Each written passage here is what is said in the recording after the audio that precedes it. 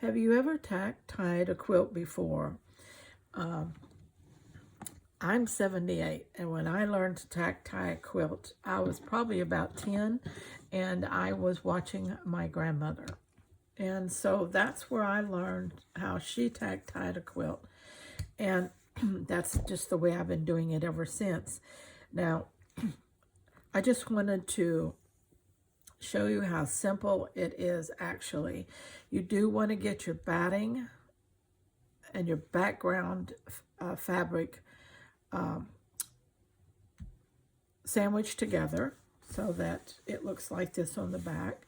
You want to make sure that you lay this out on a flat surface of some kind, a table, a bed, a floor, whatever.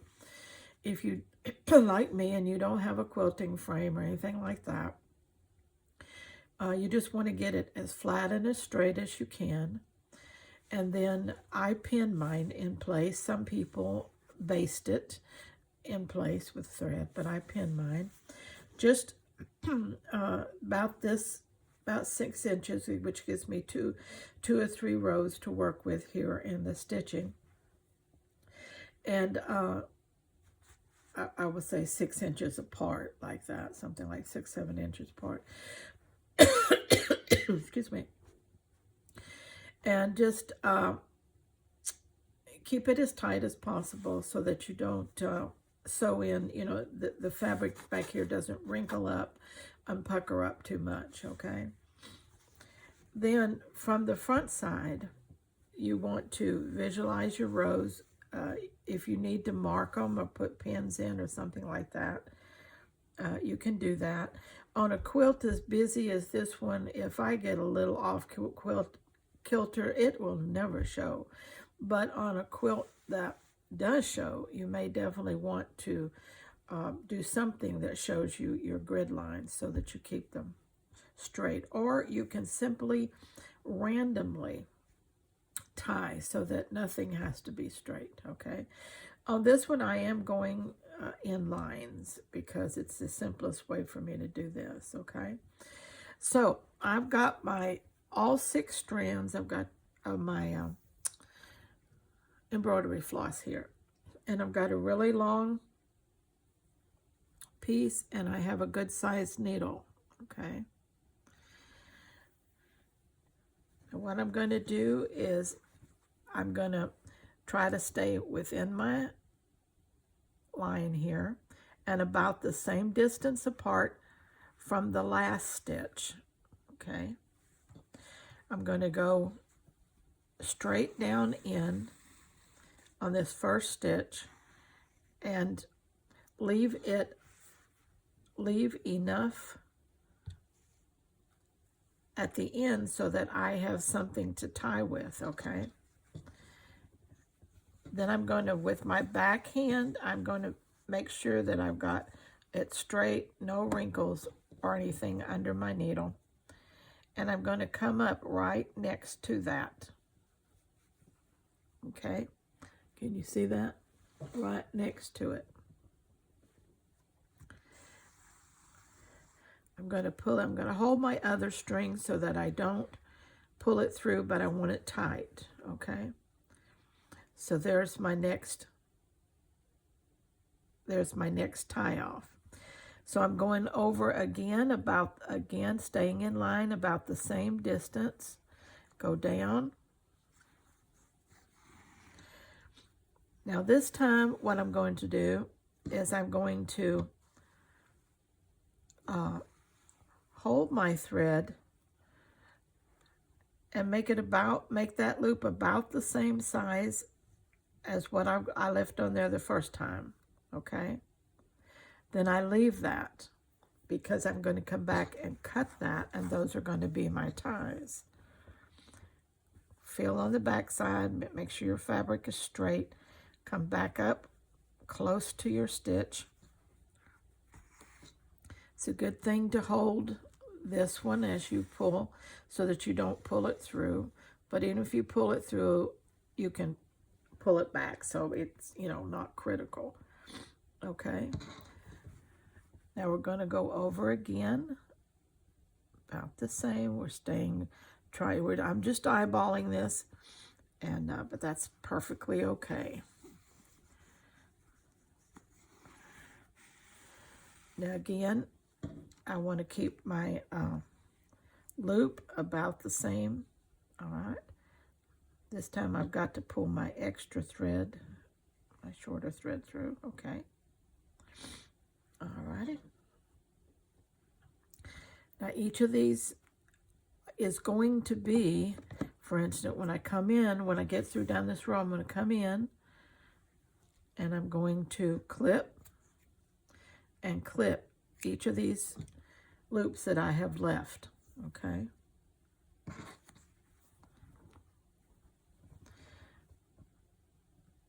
And that's going to be what I tie off. I'm going to hang on to that as I pull this one tight.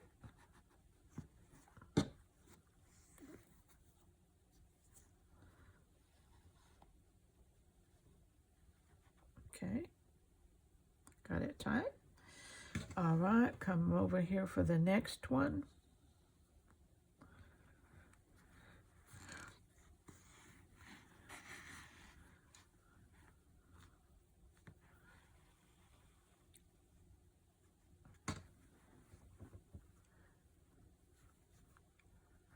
There's nothing hard about this. It just takes a little time, and trying to make sure that you pull your stitches tight on the back side. You don't want to get done and then go look at the back side and you got these big loops back there because you didn't pull your thread tight. Okay, so always hang on and pull and make sure it's tight back there.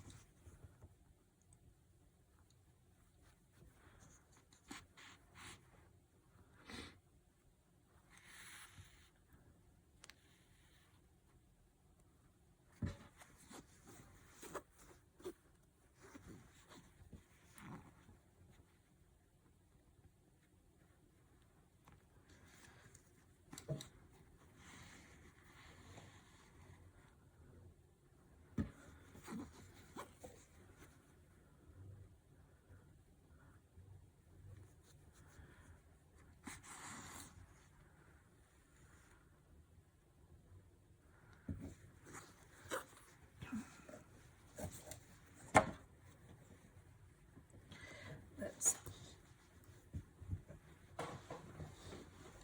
move the quilt a little bit here. And where did I see with my, there it is. I'm always losing my needle. If you want to lose a needle on this kind of a quilt top, it's easy to do it. It's so busy, can't find anything. Okay, everything looks good. I need to go over.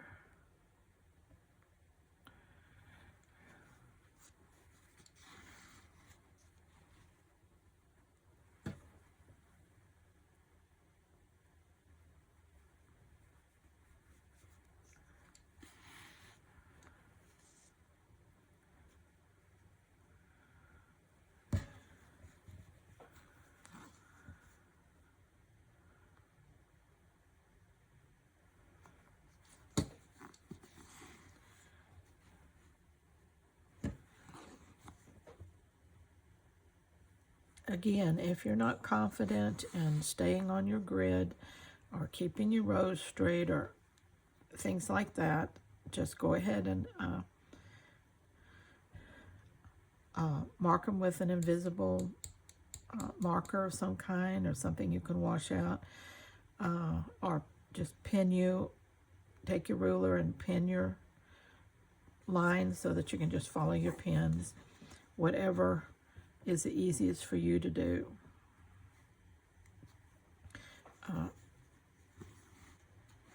But after a while, I think you could see where you can just eyeball it. Unless I said it's on a quilt that really shows, and it's very critical that it stay on grid.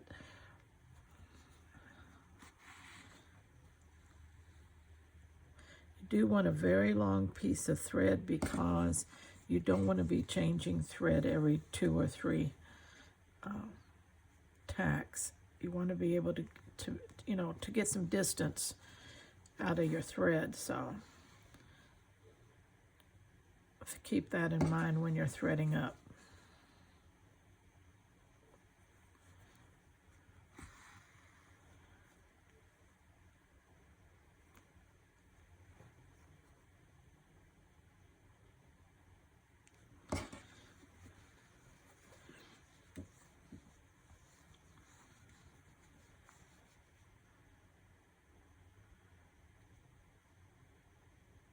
I'm going to make this one a little closer because I want to leave room for my binding there. I don't want to cover up my tack there.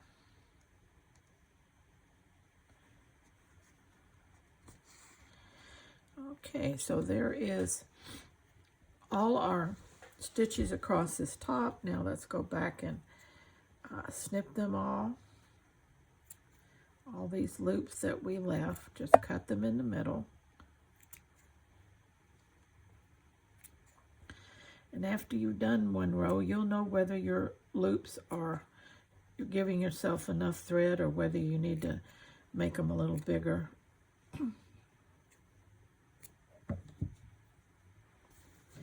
Now, we've done the tacking, now we need to do the tying. And what did I just do with my needle? Oh, Linda, I don't need that. That's my pen.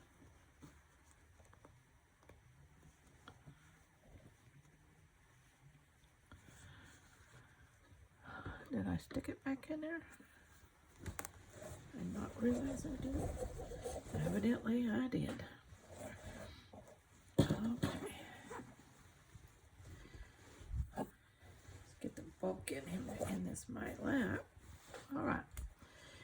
So now we're going to tie, and that's exactly all it means. We're going to double knot this, okay?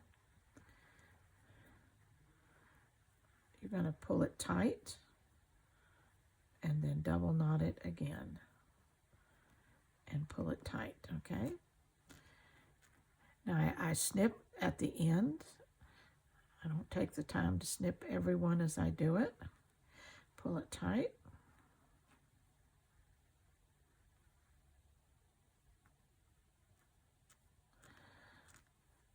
And tight. Okay. Now there may be other ways to tie a quilt. Like I said, this is an old way that I learned 60 some odd years ago from my almost 70 years ago from my grandmother, and this is the way she did it, and it worked good for her, and her quilt stayed together forever, so I figure it's good enough. And I've done a lot of quilts through the years this way, and it's perfectly fine. Simple as can be. It's so simple that on some of her projects, she let me do this part. Tie them off and snip them. And so, you know, she would really emphasize in the beginning to pull it tight, make sure it's tight, and then double knot it. And I'm sure I didn't make perfect little ties in the beginning, but she just worked with me.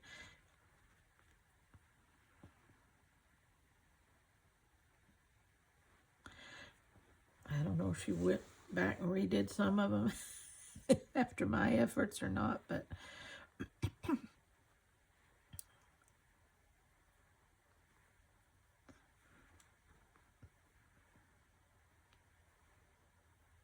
one of the problems that I have seen other people do is they don't pull that knot tight in the beginning, and then again they got loose stitches back here on the back, and you want those stitches to be tight and to look, you know, look like stitches, not loops back there. And so I've seen them just not pull on it very tight, and then it looks kind of messy, too loose.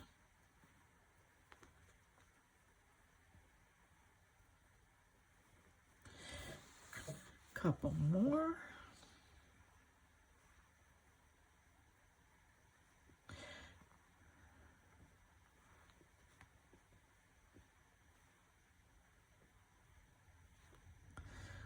Okay, down to the last one.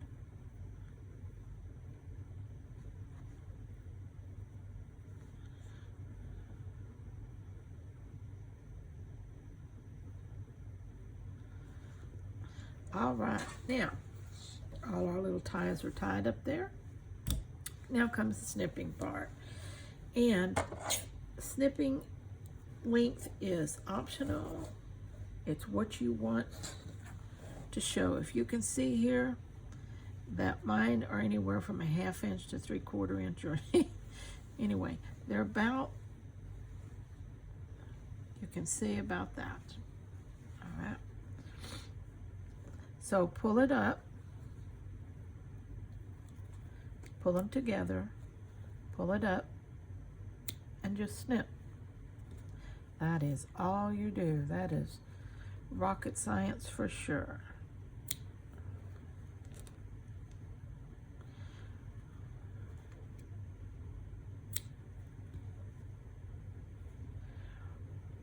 A lot of times I see people come in really tight and snip. That's okay, but I like to see the threads. I like to feel them even. So I'll leave them just a little bit longer, at least a 1/2 inch for me, if not longer.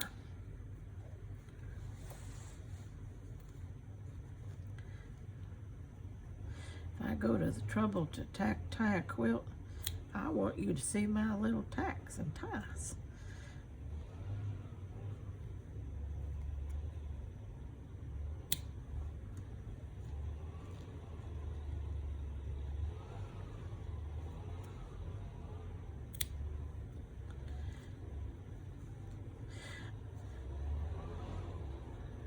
You bring it together and pull it away from you. You can see your length good, plus it keeps them both sides the same length.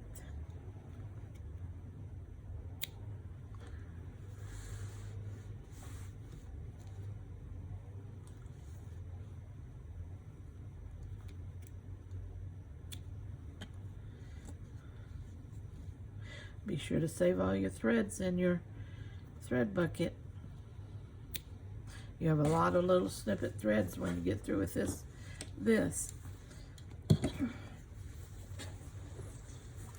There's what the row looks like as we keep coming across our quilt, okay, on the back. Okay. Now I said I was going to trim off this stuff at the top.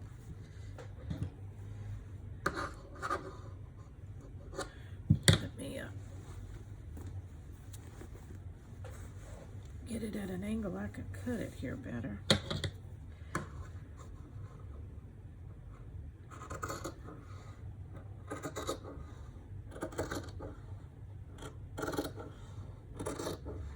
Just an ooch above my quilt, and it won't hurt the binding, but it gives it just a line or two to fray if it wants to while I'm working with the quilt. All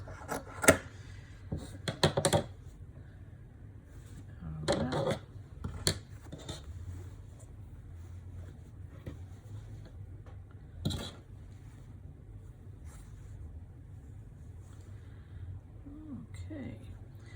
Now, the other thing I like to do, just because I like to do it, is I like to go along that edge that I've just finished and cut with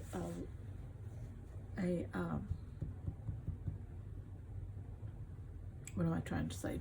Just some thread, and actually I've got some quilting thread here, and that is just going to, because I'm working with this, secure that backing so that it won't, this particular fabric frays really a lot, and I'm just going to sew it down.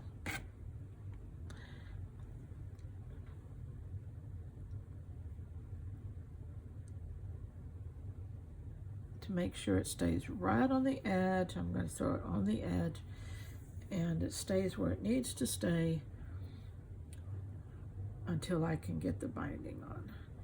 Now that's just me, but it's just the edge of the quilt. It's not that I'm going to be working on. You can see where it's fraying. I don't want it to fray deep into this quilt, so I'm just going to sew it right on the edge of my quilt. Let me get this down in here further. Okay. This is a quilting thread. It's very strong, and it looks, you can hardly see it. It looks so fine, but it's a very strong thread.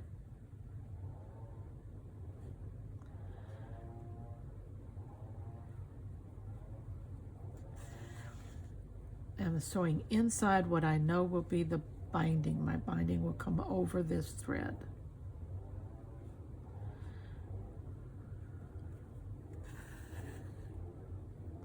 But meantime, it's holding that back fabric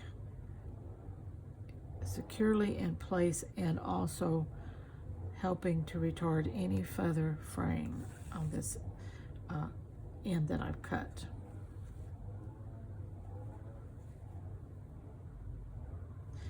Now you don't have to cut off the extra, but it just bothers the heck out of me when I'm working. So I like to do that.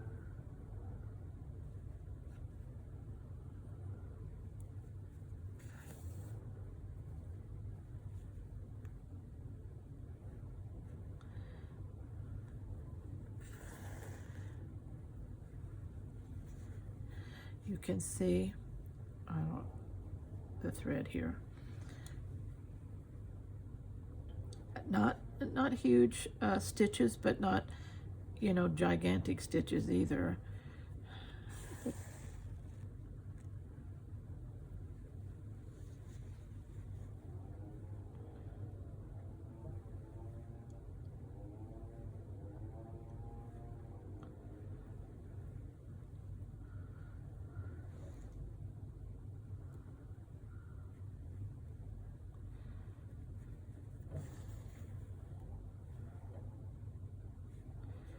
Every about 3 or 4 stitches, I will pull it, make sure that it's tighter. This thread is, like I said, very fine, very strong, but very fine. And sometimes you can get slack in it that you don't want in your seam.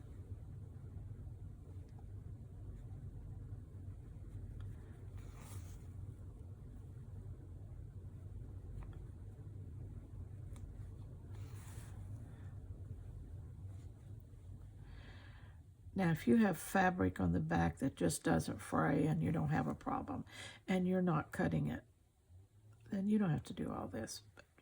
But for me, the way I'm doing mine right now, I need to do this. And because it takes me a while to tack and tie a quilt, especially as I'm working on so many projects here for all of my beautiful subscribers, people who come in and watch. I want them to have good content, new content, and a reasonable schedule. And so it's going to take me a while to finish tack tying this quilt, and as I use it and it lays around, it will tend to cause that background fabric to fray more. So this is just precautionary. But like I said, I don't have to, once I get it in there, I'm done. I don't have to take it out. The binding will cover it. And so it's just another way to make sure my quilt is nice and strong.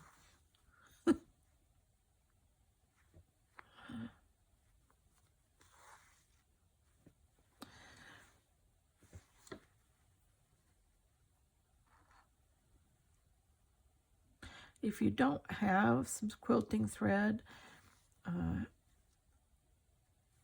you know, I like working with it on certain things. And as you know, I've done this whole quilt in embroidery floss. But I'm going to do this part in it, quilting thread, and the strength absolutely is what I want right here without bulk. So it's the perfect thread for here. So if you don't have a spool, you know, you might think about investing in one. If you're not quilting all the time, that spool will last you for years. You know, so, but when you need a fine, strong thread, that's the one you go to.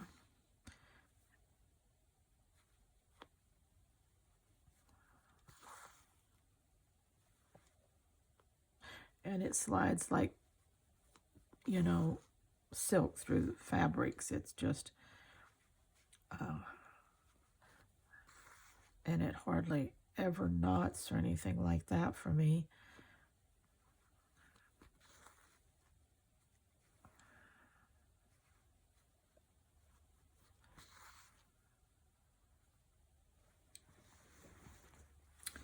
Don't know if I got enough to get to the end, but I hope so, but you know me, probably not.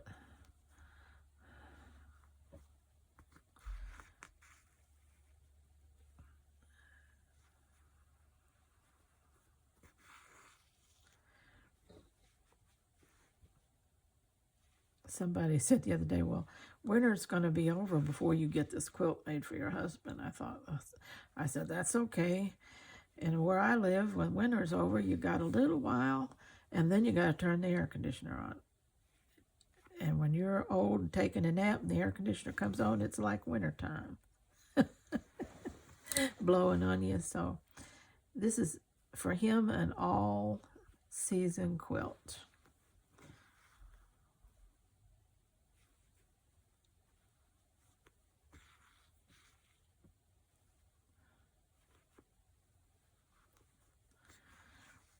I just so love this Scrappy Quilt. I'm very proud of the way it turned out. It's just pretty. I love it, love it. I love the double batting that I put in. It just feels so good. I wish you could feel it. The weight of it is great. The thickness of it is great. It's just nice.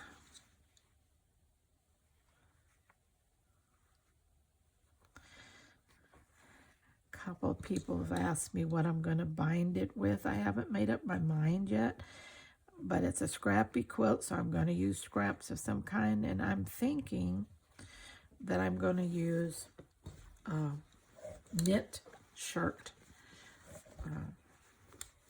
a knit type fabric to bind this quilt. I've done that before and I loved it. Easy to work with. A lot of play and giving it as you're working with it. Just nice. And very easy to just to wrap and sew. And that's another way that I can use the scraps. You know, you might have some shirts, blouses that are actually knit fabric, and you can't, there's nothing else that you want to use them for, crafting or project, and that would, binding would be a good thing. Cut it in strips and use it as a binding.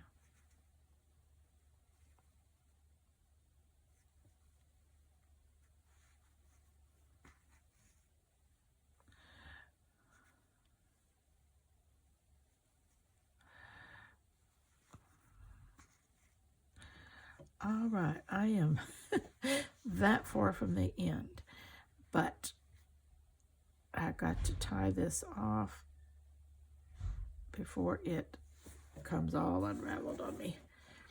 So I will go ahead and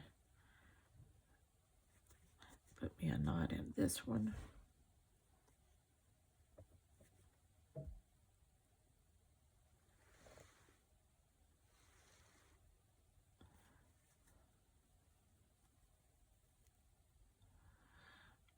One more time.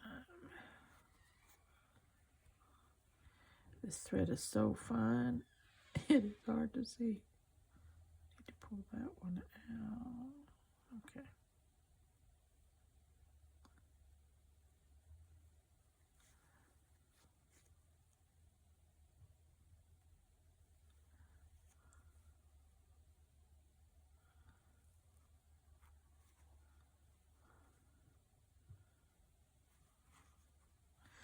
All right.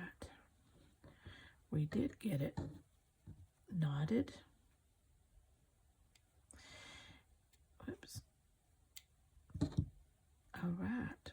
I think this end will be all right until I get ready to do some down this side, and then I can pick up that little part right there. Meanwhile, I've got a securing row right there. Okay. My binding will come over that on the back and the front. And so we're done with that. All right. Till next time, stay scrap happy.